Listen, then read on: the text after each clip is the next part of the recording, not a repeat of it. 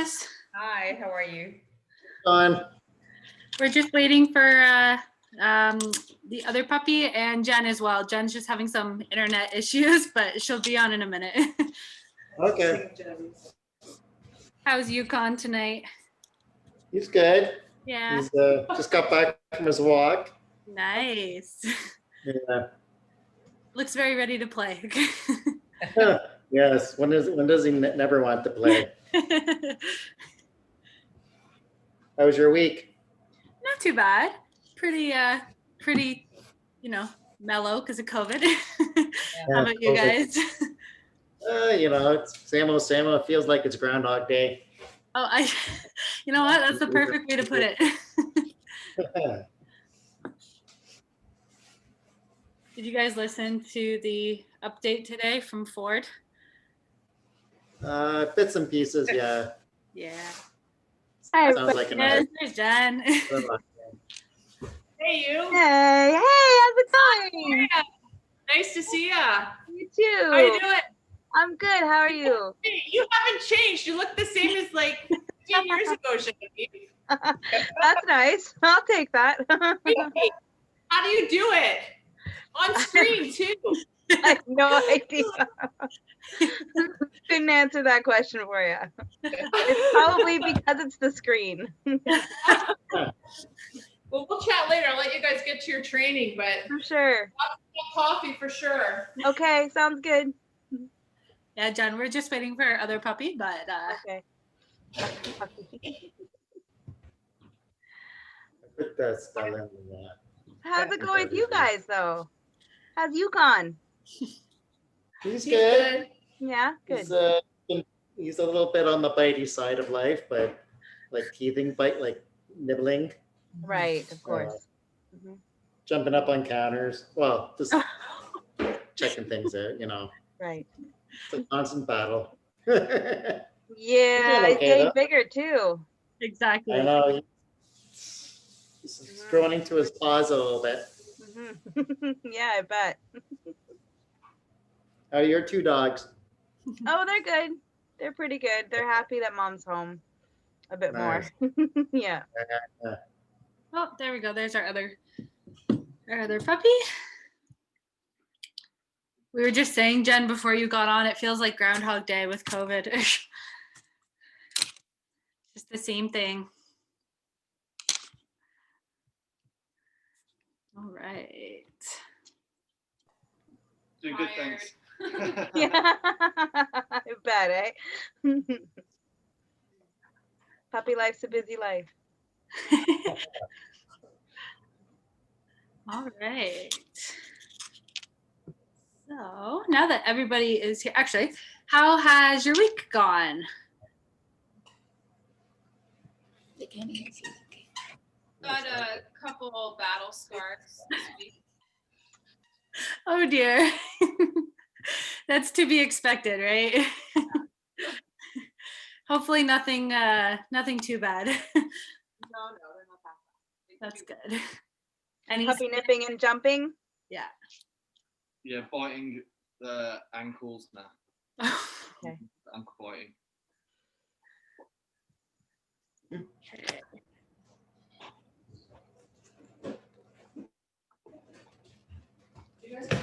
Yeah. Definitely. Now he's gonna stop talking. Alright.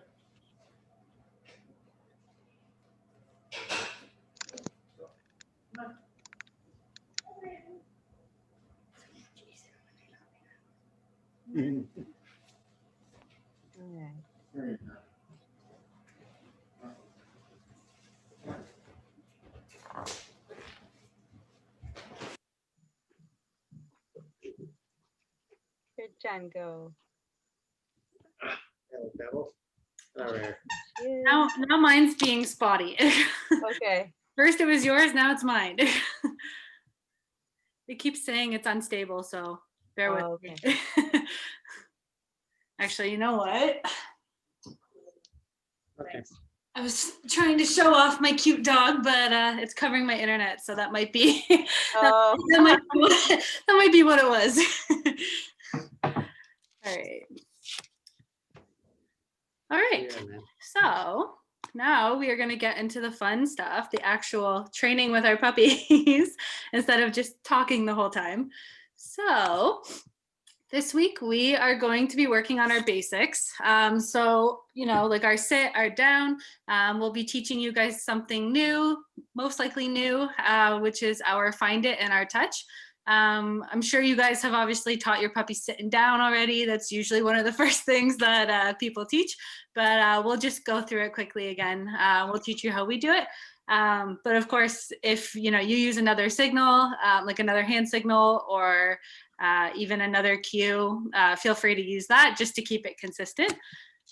So first, I will just do like a quick little review of our markers from last week. So just that yes and that clicker. Just make sure that we're adding those in every time we are having our puppies complete the behavior that we want. And then that treat delivery, making sure that we are using that lure at first, so that treat in our hand, and then we'll work towards working that out or making it less frequent. One thing we didn't talk about last week that I actually want to go over quickly this week is something called a gotcha. The gotcha won't be used as much in this class, unfortunately, just because it's something that we would use in person when we were doing puppy play. So a gotcha simply is just when we walk up to our puppies and we put a treat right in front of their nose and we put a hand on their collar and we just go gotcha. So when we're doing puppy play, we use our gotcha to interrupt those moments where our puppies are getting a little bit high, a little too excited, maybe a little mouthy. So we'll call a gotcha and we'll just separate them, give them a few minutes to just kind of take a break, kind of reset their thinking, and then let them go again. So that gotcha, hopefully we'll get to use in person, fingers crossed, for the end of this class. But who knows, we'll see. But I just wanted to go over that quickly because it is something that we use a lot. Jen, you look like you I just wanted to add that practicing a happy and fun collar grab is always a really good idea in any case.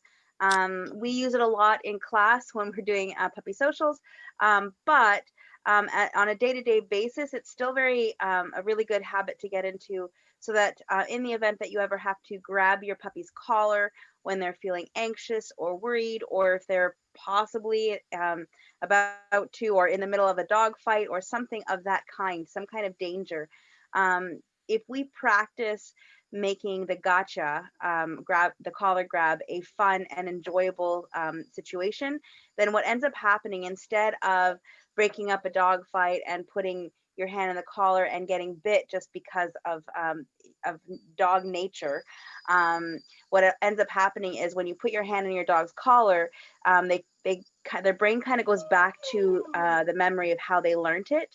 So they're a lot less likely to get upset about it. They're more likely to actually feel better about what's happening and maybe even kick into a better place a little bit in the event. So that's another really good reason to practice daily, even if it's not in the middle of socials. Yeah, absolutely. So we are going to do our find it first. So the find it is just a really fun, easy game for you guys to play with your puppies. And a lot of puppies love it because, I mean, they get food. And so the find it simply is just where you're going to, and again, bear with me, I don't have a dog at the moment, so we're going to use my little friend here. So just bear with me. He can only do so much. But yes, Jen will do the example with Xavier as well. So you're going to take a treat and you're simply just going to drop it right in front of your puppy's face and you're going to tell them to find it. So obviously the goal is for them to find it. The more that we can encourage the natural behaviors, such as scavenging and finding food, the more that we can, I guess, extinguish those behaviors that we don't want. So the food on the ground encourages that scavenging that's natural for them. It encourages them to use their nose, which is really good.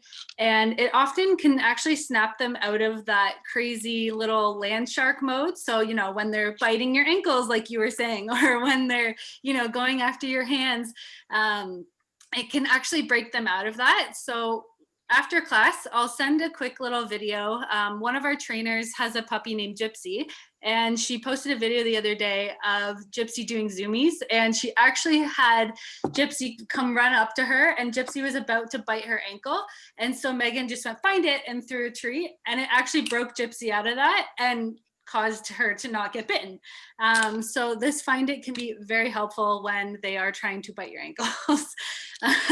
So Jen, if you want to do your example with Xavier there, or Pepper. Well, at first, we do it so that it's really easy for the dog to see. So I drop right in front of Xavier's face, find it. Yes. I say yes as he orients himself towards the treat, and then he rewards himself. Again, find it. Yes. Go girl. Find it. Yes. So it's as simple as that to begin with, so that it's really easy for them to make the connection between the cue, find it, and actually successfully picking it up. So yeah, so maybe we can get you guys to practice that a little bit. Just find it, yes. Find it, yes. Find it, yes. Find it. You gone. Come. Here. Find it. No, find it. Yes. Find it. Yes. Find it. Boy, yes. Find it. Good. Find it. Easy one for Yeah. them to learn. He's got it. Find it. If he does have it, if he's consistently getting it every time, you can try tossing it a little bit. Not too far at first, but that will be the goal eventually, is to be able to toss it further and further once they get more used to it. Okay. Find it. Is your mic on? Yes. Oh.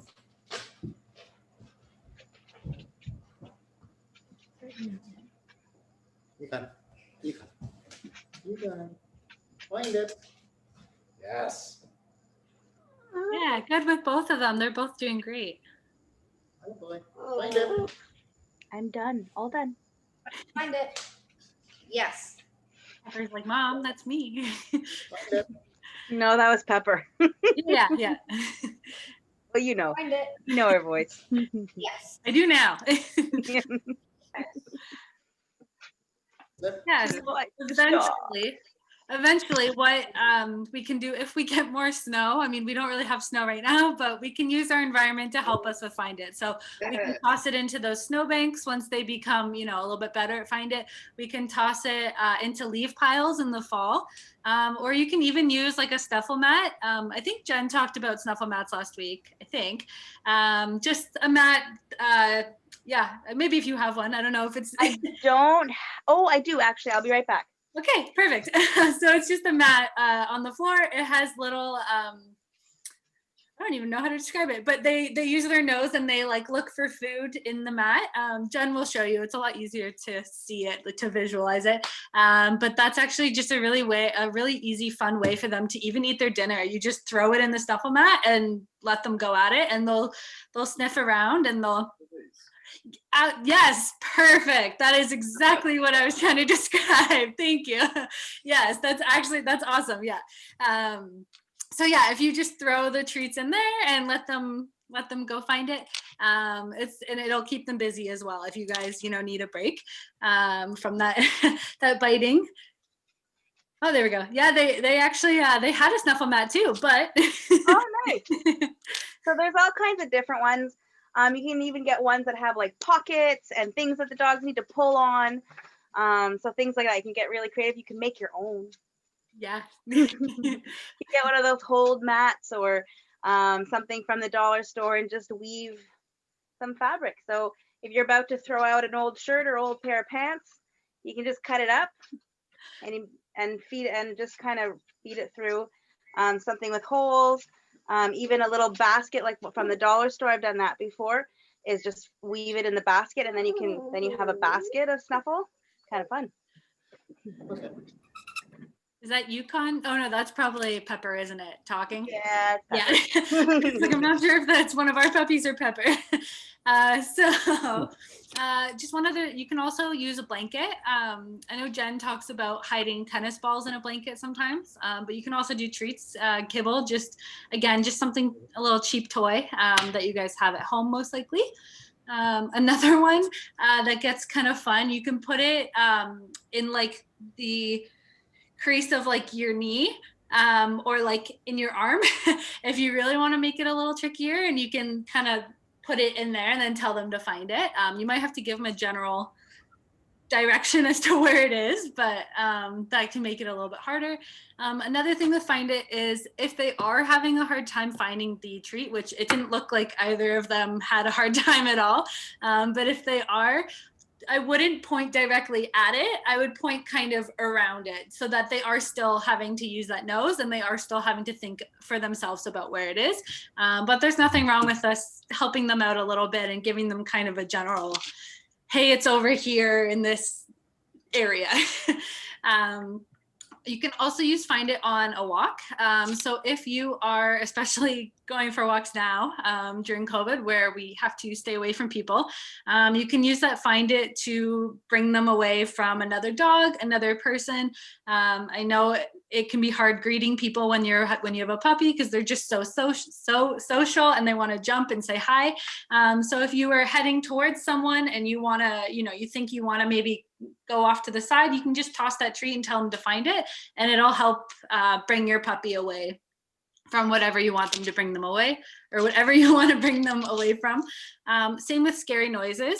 We'll talk about socialization next week in detail, but if you're on a walk and you hear something that they think is a little bit scary, maybe construction, maybe thunder, I don't know, you can also toss it, and that'll kind of bring their brain back into working mode and hopefully off of that scary noise.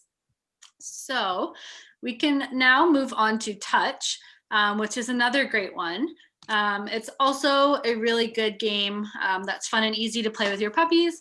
Once they get really good at it, we can start adding movement, which we'll talk about next week in more detail. But basically, in the simplest form, touch is just going to be a flat palm or a flat hand in front of your dog's nose, and you're just going to ask them to touch. So you're just waiting for that contact with your hand, and you want to make sure that they're actually touching you on purpose. So you want that kind of boop rather than just like oh, I just accidentally brushed your hand. So you're waiting for that contact.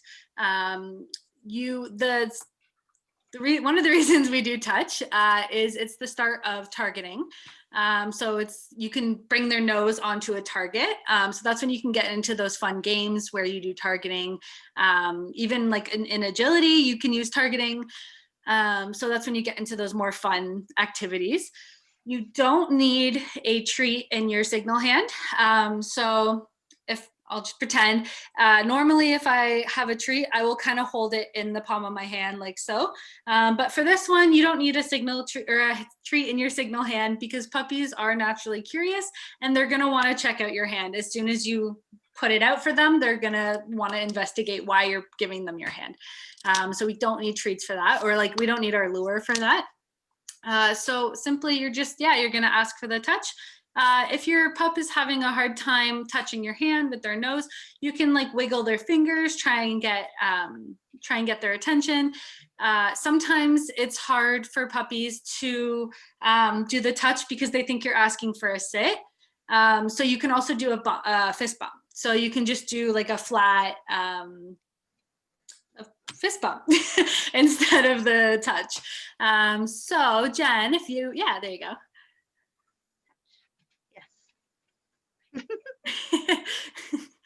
Hi, Xavier. Yes. Yeah, perfect. Yeah, so Jen's doing the bump one, but you guys can do either. You can do the flat palm or the bump. Really, it doesn't matter. It's just whatever your dog responds to. Touch is a really great one for counter surfing, which I heard we have a little bit of.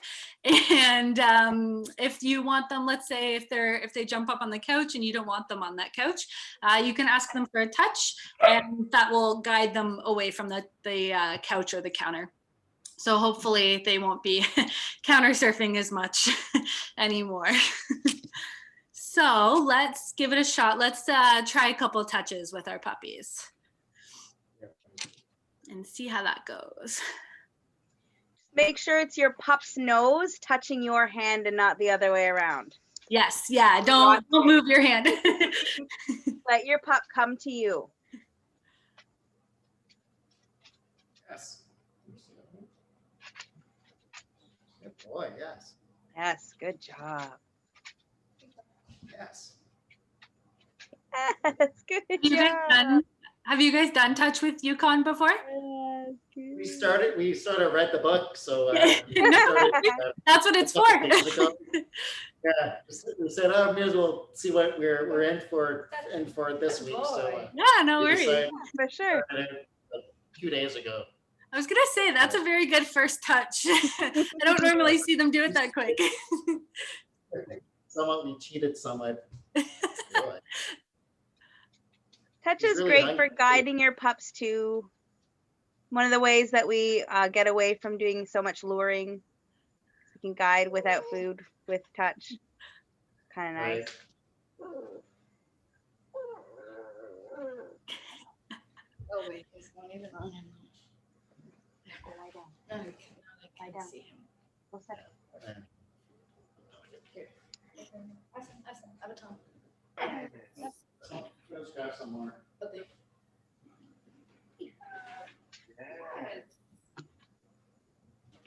She looks like she wants to cuddle rather than work.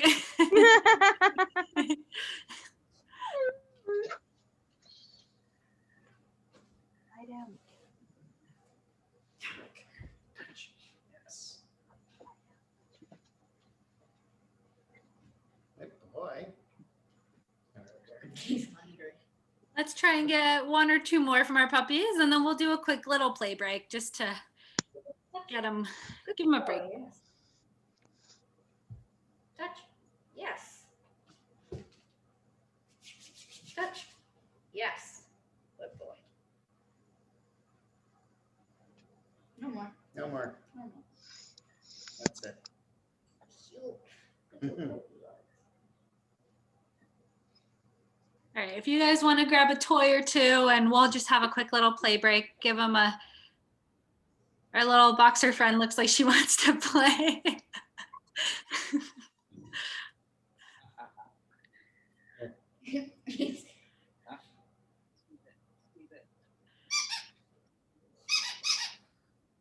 A two here. No.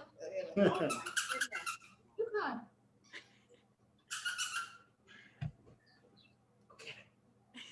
She's like, no, I'm good. He just wants the food. He's a smart boy. He wants that food. Go get your toy. Cat? Go chase the cat. Jason. Yeah, how is he with the cat? Is he relatively okay? He plays, but then it changed into a chase. Like Yeah. he play bows and such with a cat. The cat swats at him, but Yeah. Okay, that's doesn't- not he just- bad. so I don't know. It's not. Find It's a not tries good. to- good one for that. Just chases. Find It's us a not good vicious. one for that because it gives Yeah. him something to do with movement. So if you can catch his attention as soon as he is about to go after your cat, or before that, as soon as you know that's what's happening in his head, if you can Right. get his attention and get him over for a find it, that will help to curb that. Okay. Okay, thank Yeah, because it's just he needs some kind of a game, right? Some kind of movement and play. Right. That's really what Yeah. he's looking for from your cat, right? So Yeah, you can well, replace yeah, that. the cat does play. Like he does taunt the dog a little bit Okay. into chasing him, but I don't know. It's nothing. Who is that, Yukon? Dad No. says, no thanks. I'm Uh, good. There's food on that girl That here. food. He wants that treat. Boy. Oh, good job playing. Oh, and mom's ankle.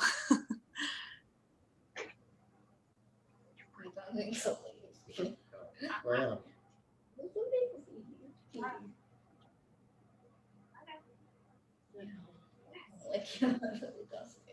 Good. That was good with her. Yeah, it goes right back to biting.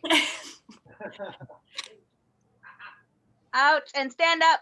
I was, Yeah, nice I was quick. just gonna Out. say, yeah. So for both of you, actually, yeah. So with jumping and with that biting, you want to stand up and you want to turn your back to them. So you want to just basically tell them, no, thank you.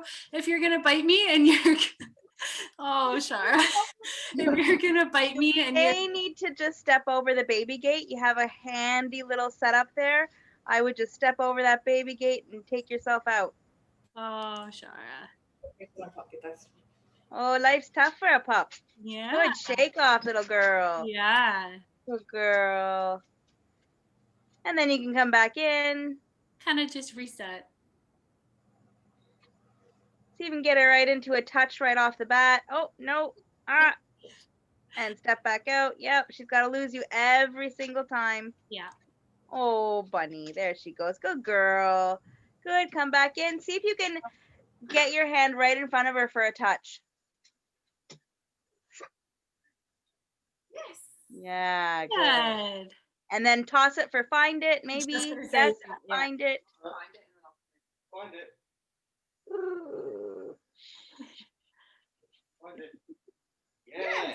Good, good. And oh yes, try a touch. Yeah. Right away. Ah. No. No, too late for a treat. Oh, little girl. Is it both of you that she bites or just the one? It's me more so because I'm at work all day, so it's when I get home. Yeah. This week it started with Andy as well. Oh dear.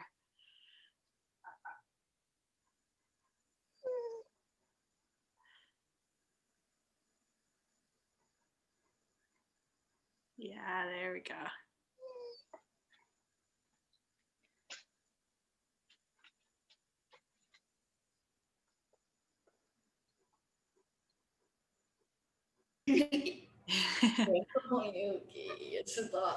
Yeah, good. Much better. Oh, yay. Good. The little things that we get excited about. All right, let's get these puppies back to work so she has something to think about other than your ankles.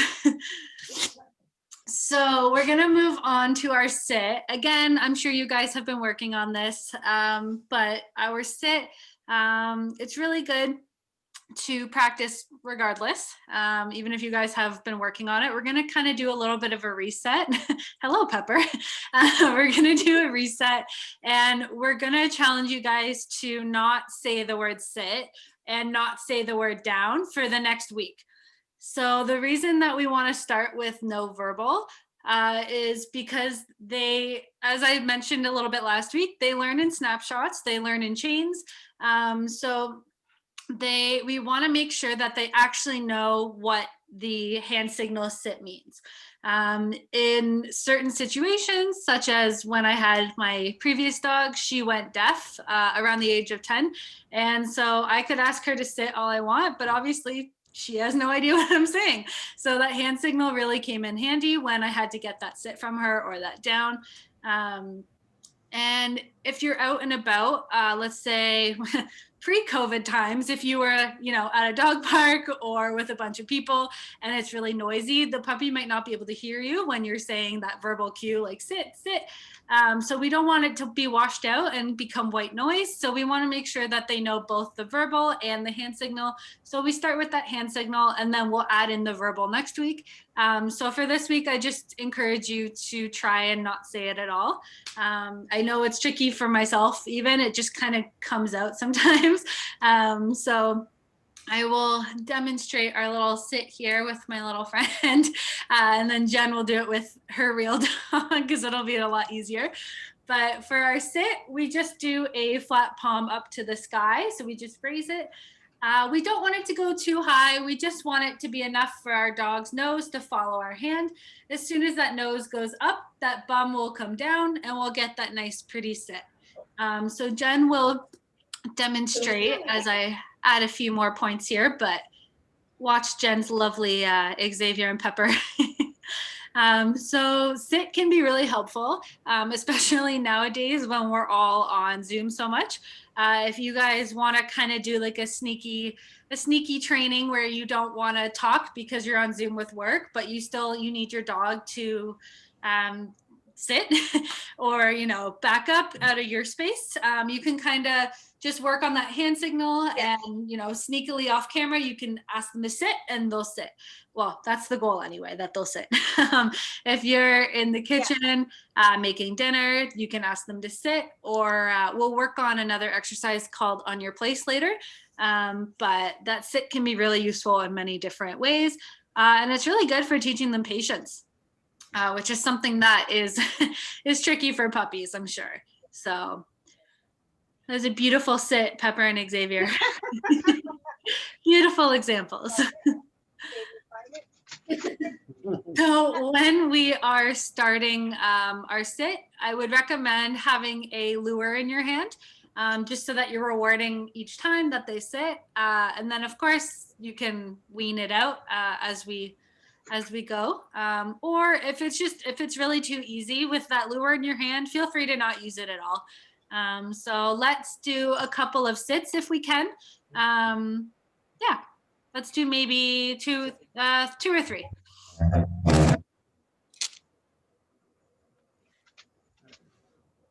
Like, go find it.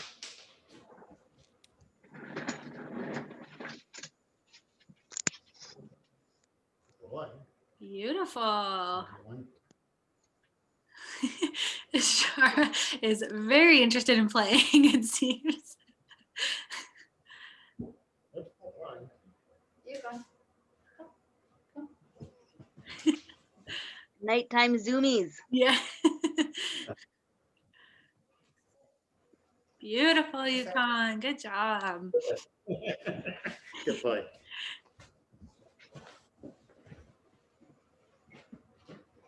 Yes. Good job. Yes. Good job. Well done, guys. Aw. Do it again. Do it. Oh, dear. Silly goose. Yeah. Good for you. Good job. Yeah, good. It's a little bit frustrating in the beginning, but it will get easier. Yeah. She will figure it out. She's got to lose you every time. Yeah.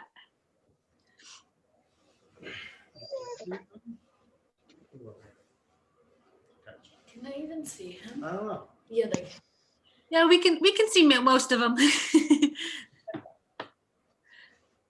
No, stop it. Go find it. Find it. Yes. Good. He looks so weird. I know he's biting on my hand. Get it. Come here. So with Yukon, you guys could even try getting like a touch, and then like doing a find it after, just to kind of make it a little bit trickier. Okay. So 2 touches and a find it, or, you know, 2 find it's a touch, whatever combination, just to switch it up. That was one of the kids. I got nothing for you. Good boy. Oh, good job. Up there, kiddo. Go find it. She's doing great. Yeah, she's doing awesome. Oh, good boy. Yay! She's such a Oh my good little boxer. Oh my goodness. Boxers hops are the best. So much enthusiasm. Yes. Good Fingers boy. crossed we actually get to play in person, because I think these two would have so much fun together. I got nothing. Gotcha. Yay, good girl. Find it. Yes. That was awesome. She totally left what she was doing and came to you. That was beautiful. All right. Now let's go over that down of ours. So down is really good for calming them down, which, oh, hello, Pepper. Did you jump up on the table? um, so bad example, Pepper. No, she's allowed. Is she? Okay. So yeah, where were we? Down. Down is really good for calming our puppies down. And it's the beginning of that on your place exercise that we'll go over most likely next week. Where basically we want them to go onto a mat or a towel, some sort of, we call it a place, and we want them to go lay down and relax, but we'll talk about that next week in more detail. So when you are doing your down, it's a lot easier to ask for that sit first and then go into that down. So the way that we do our down is just, it's the opposite of sit. So it's a palm down to the ground and then just pulling it down. So if you, I mean, I'm sure your puppies have done down before. So I'm sure they'll be pros at this, but if you are having any issues with getting that down, it's what you could do is, I'll use my friend here. You can push your hand towards them, which will cause them to want to move back and slide into that down, instead of moving your hand to, away from them. So pulling your hand away from them is just gonna ask them to basically crawl and follow your hand, which obviously is not what we wanna do. So if you're ever having a hard time getting that down, you wanna push your hand into their chest or kind of between their legs, and that will push their chest back and then they'll slide into that down. So let's do a couple of downs now. Let's practice our downs with or without a lure in your hand, whatever you need. No And worries. again, not using the verbal down command. We're just gonna do the hand signal. Good boy.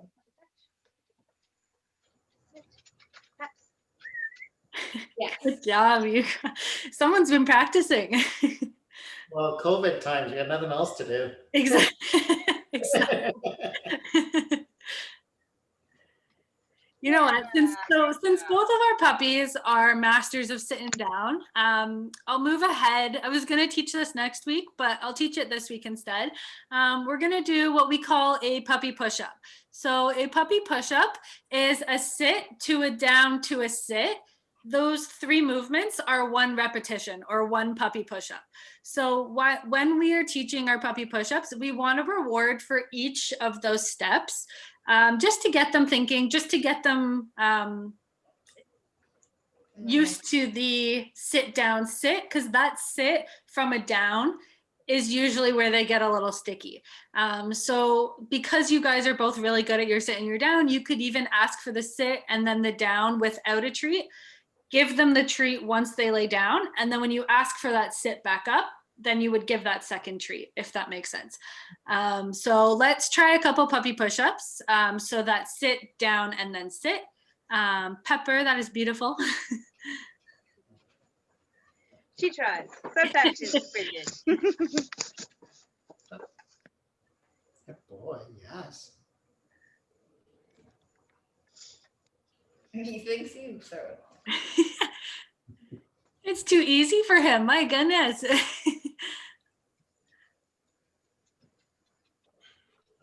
Good boy. That's it. That's all I got. No, sit. That's not. Okay, that's not. That didn't count. Yeah, good girl. That was awesome. One's doing really well. Try to do it without the lure. Yes. Good. Yeah, there you go. Have your treat in the other hand behind your back and try without the lure. Yes.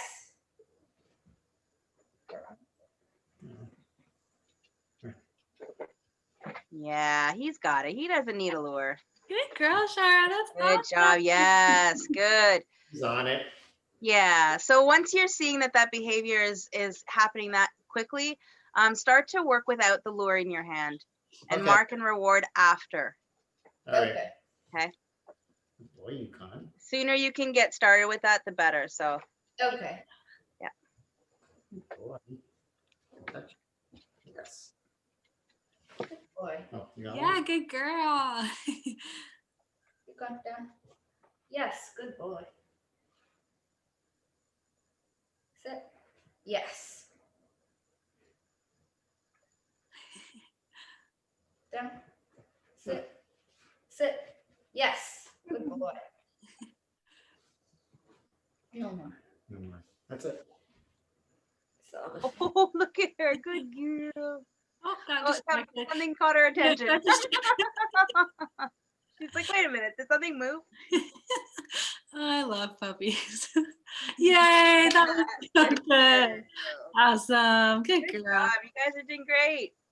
All right. So, Jen, do you mind talking about puppy play a little bit more in detail, like appropriate puppy play? I know Sure, a yeah. little bit, but you know more than I do. While Jen is talking about appropriate puppy play, you guys can feel free to play with your puppies. So, you mean like between puppy and puppy? Yes, Like sorry, dog, yeah, Okay. yeah. Okay. So, the things that we're looking for when we have puppy playing classes, we're always looking to make sure that all puppies are having fun. All puppies are being heard and are able to speak. And what that means is that they're learning to respect each other and start to paying attention to each other's body language. By nature, some pups really just, they get it and they're really good at paying attention to each other. And then there's other pups that just want to get right in there, and it's really hard for them to learn when they're told no, thank you. But it's really important in socialization that all dogs have the right to say no thank you, and that all dogs understand when they're told no thank you and are able to walk away. So the main things that we are looking for in puppy play to make sure that it's that everyone's having fun and it's going well is we want to see a whole bunch of loose puppies, meaning that their bodies are loose and wiggly. They're twisting this way and that. There's maybe some somersaults or backflips and things like that. So there's lots of movement in the play, but it's soft movement, and that not just one dog is always on top. It's okay to have a little bit of mounting. At this stage in the game in particular, it's definitely not a sexual thing, and it generally isn't. It's more just kind of trying things out. It can be over arousal. It can be overwhelming. The puppy is feeling overwhelmed, and therefore they go into mounting. So often that is a behavior that comes out when a puppy is actually feeling overwhelmed. And it could also sometimes be that they're just not feeling very confident in the social play. And so they tend to just kind of see what's going to happen, as opposed to a pup that is perfectly confident, comfortable, and has no need to do so. So a certain amount of mounting is acceptable as long as it doesn't last very long. So literally like a matter of a couple of seconds, and then it gets quickly broken up. And you might see dogs taking different roles. So sometimes one pup's on their back and other times they're not. So you want to see a bit of a fair balance of that to know that things are going really well. You want to see that even when one pup goes a different direction, or that they want to be together. Thinking about soft bodies, and including with puppy biting. So puppies use their mouth a lot. We talked about last week how the mouth and the nose are basically like their hands. So they do tend to mouth each other a fair bit during play. We just want to make sure that the mouthing is nice and soft, and that it is enjoyable. So it's not too hard. Often what we'll see is or hear is if a pup bites a little bit too hard, the other one is going to yelp a little bit. And then typically the play kind of splits up. Or it continues, but generally loosens up if it's going to continue. And that's a natural way for a pup to respond, is to say, ouch. And that's basically what we teach you guys to say. You don't need to be a dog. Our dogs know that we're not dogs. But we want to be able to communicate that hurt. And that's why we want to say, ouch. And the second thing that a pup will do if they're being bit too hard is they will actually walk away from the play. So they're basically saying, ouch, that was too much. I'm leaving. And we want to kind of do the same thing. We want to say, ouch, I'm delicate. Like, we're even more delicate than dogs. And we want to make sure that they understand that. So just at the feel of a mouth on us, we want to say, ouch, and we want to disengage, much like a pup would in play.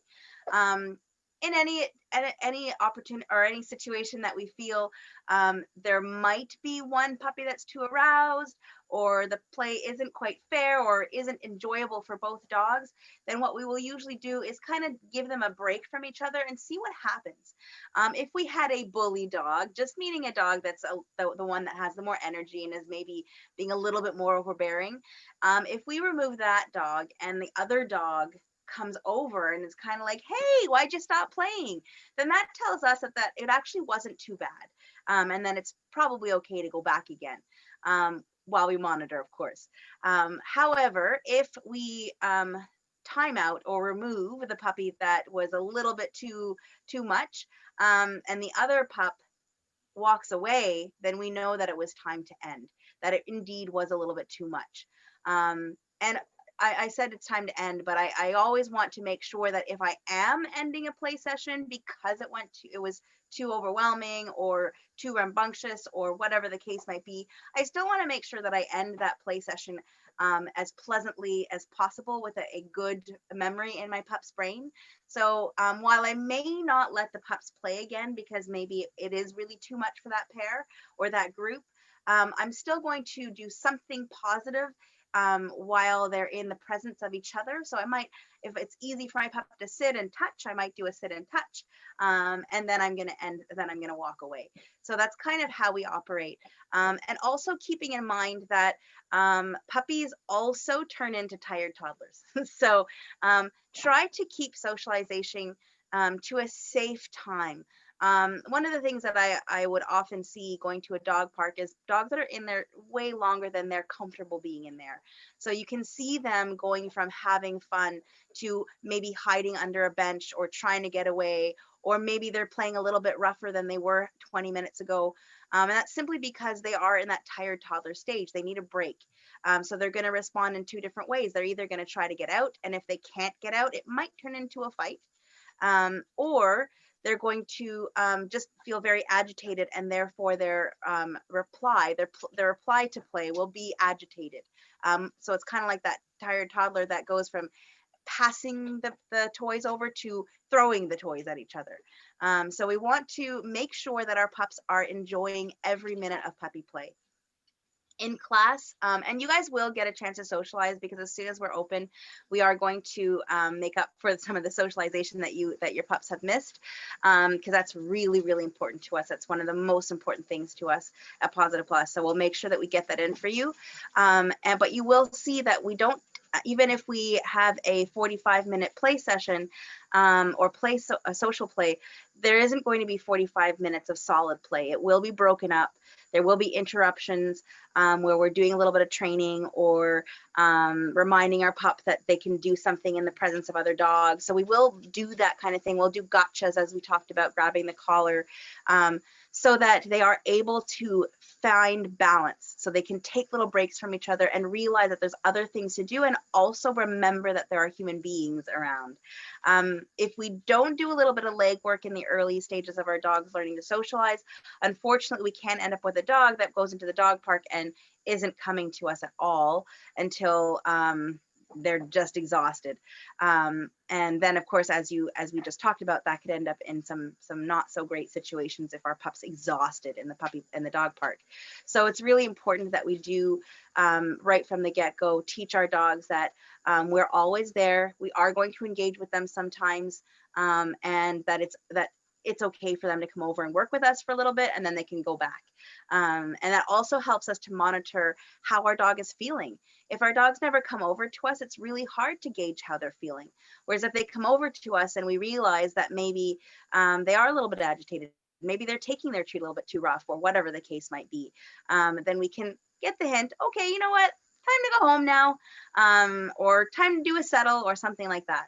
And I always, if you're unsure of a play, break it up, see what happens, or end on a positive note. Don't allow it to go too far. Pretty much every fight that we see happening in dog parks can be prevented if we are actually watching, paying attention, and we take the time to do a little bit of training with our dogs before we walk into the dog park. And that's it. That's the end of my spiel. Any questions? That's perfect. Okay. And on that note, actually, one more thing I'm going to talk about, because right now, while we don't have socialization in groups, socialization is happening on the street, whether we like it or not. They are learning from walking past other dogs that they cannot say hello to, and that might be frustrated because they're not able to say hello as well. So what I'm going to suggest to you guys for now, so that you can keep those nice, happy, playful feelings and emotions in the presence of other dogs, is you just learned the Find It game. I would start playing Find It with no distraction this week outside on your walks. Just randomly play it when there's nothing going on. And then as soon as your pup is able to focus on a Find It game outside, what I would suggest is every time you see another dog, kick into a Find It game. The cool thing about that is it keeps them moving. They can toss it here and there. They feel playful. It feels good. There's a positive association. And then you walk on. Instead of, sorry, can't say hi, so I'm going to drag you past. And then every time we do that, our pup's going to get a little bit more and a little bit more and a little bit more frustrated. And that's a really good recipe for a reactive dog. Most reactive dogs are very social animals, but they're frustrated on leash. So that's the end of my spiel. So have fun with your dog every time they see another dog on their walk. Make it playful and fun. Yeah, I do actually have a question. Sure, yeah, go ahead. We have another dog at home, and our other dog is 9.5. She would never hurt a fly, but she does tend to get really frustrated with Shara for obvious reasons. Yep. And I'm never sure what to actually expect in their play and when to call it quits. So I know Shara can keep going. She'll keep going, like it's never ending for her, but I can never read like Donzie, my older dog, and to know when it's been enough for her. Okay, so what I would suggest is start by proactively just interrupting every couple of minutes, if you will. It's a really, really good practice for Shar. Do a recall, practice a recall, call her over, make it playful, let her go back. By doing that, you'll likely start to see more communication from your other dog, because that will give her the message right away that there is an opportunity to communicate. Because often what happens with older dogs and puppies is they can tip really quickly because it almost feels like there's no chance to say anything. There's no chance to say I need a break. There's no chance to say stop, because the puppy just keeps going and keeps going and keeps going. So by doing that, you give her that opportunity, and you also give her some little mental breaks of her own. And if you call Shar away and she actually leaves the room, then it's time to give Shar a Kong and time to herself. Okay. Then that gives your dog a lot of chance to talk and make it clear to you what she needs. Okay. Okay. You're welcome. And and over the course of the weeks, you can feel free to ask more questions about that. Awesome. Thank Okay. you. I'm gonna let my dogs out, but I'll be back. I'm around. Yeah, no worries. So we just have two little things that I'll go over quickly. In the book, I'm sure you guys saw it with Yukon because you were doing a little sneak peek, but I think it's in the homework for week 1 or week 2. Sorry, we're in week 2. It says charge attention reinforcer and charge the name. So those simply, they sound really scary, but charging the name is literally just, we want our puppies to know their name. By now, I'm sure they have some idea of what their name is, of course, but charging their name literally just means saying their name and then giving them a treat. That's it. That's just charging the name. So obviously you would say Yukon and give them a treat, or Shara, give her a treat.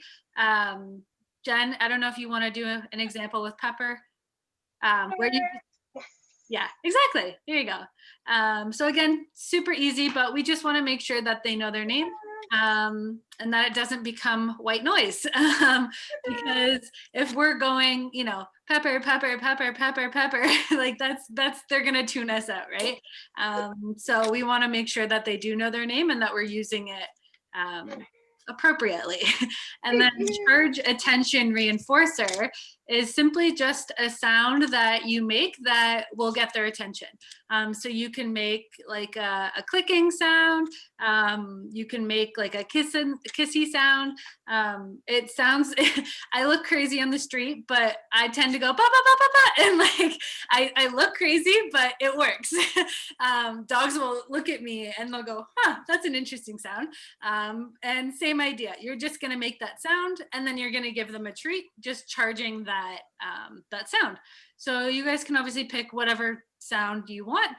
You can clap, kiss, click, whatever sound you want to make, and then you would just give a treat after that, charging the reinforcer. And that is all that means. So next week, we are going to do socialization. I have a few ideas of what I want to do, so I'll post probably tomorrow to give you guys some time to get stuff together. I'll post tomorrow in the group just some items that you might have at home that we can use for socialization next week. And then I'll also talk with Jen and Madhvi and see if we can brainstorm if Jen has any ideas as well. But yeah, it'll be on socialization. And yeah, that's this week. You guys made it through your first week of training. Does anybody have any questions? No. Did want to add one little thing. Sorry, Oh, Charlotte. sorry. I was just gonna say with practicing charging the reinforcer using your dog's name, this is also a really good chance to start to get a little edge in on some really good recall practice. So as I had Pepper nearby, start with your pup nearby, and then start doing it with them a little bit further away in the same room so that it's easy for them to be successful. And if that's going really well, then I challenge you to whisper their name.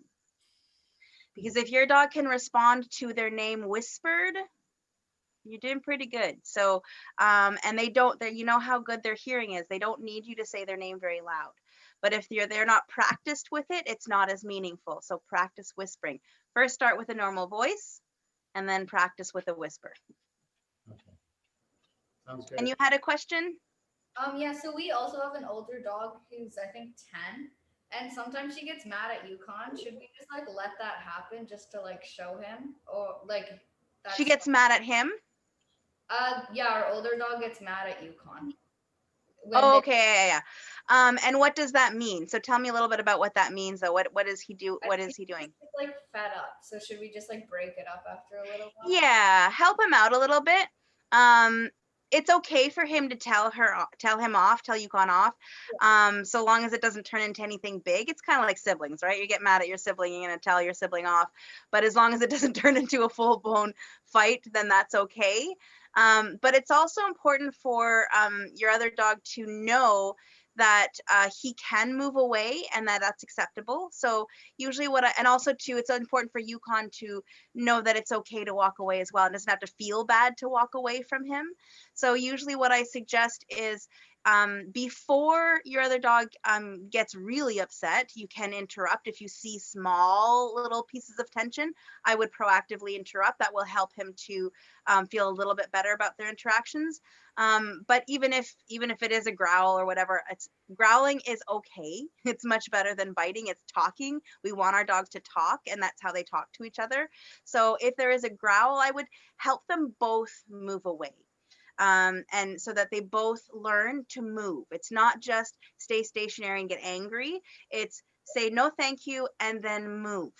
And if you help both dogs move away, Yukon will learn how to walk away when he's told to. And your other dog will feel secure in knowing that Yukon is learning to leave me as well, and it's acceptable for me to move as well. Because most dogs feel better when they move. They just aren't programmed to know to move.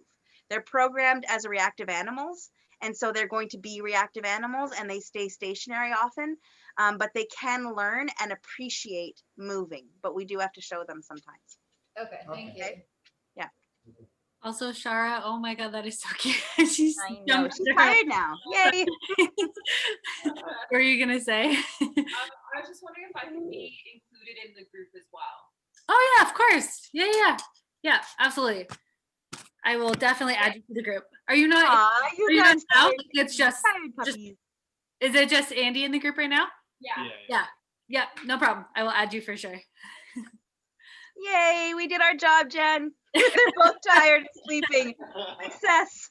Actually, so next week, what Yukon is on now, I'm assuming that's his bed. Bring that for next week, because that'll be good for when we do on your place. For Shara, whatever you want to use, you can use bath mat, towel, bed, literally whatever you want to use. Just make sure that we have it for next week. So that we Something flat is best. yes, yeah, just because it's easy for them to walk on and off. But yeah. All right, so that is the end of class this week. I hope you guys have a good week. I hope that your hands recover and you don't get any more battle wounds, but it is to be expected a little bit with puppies. And then, yeah, if you guys have any questions throughout the week, Jen and I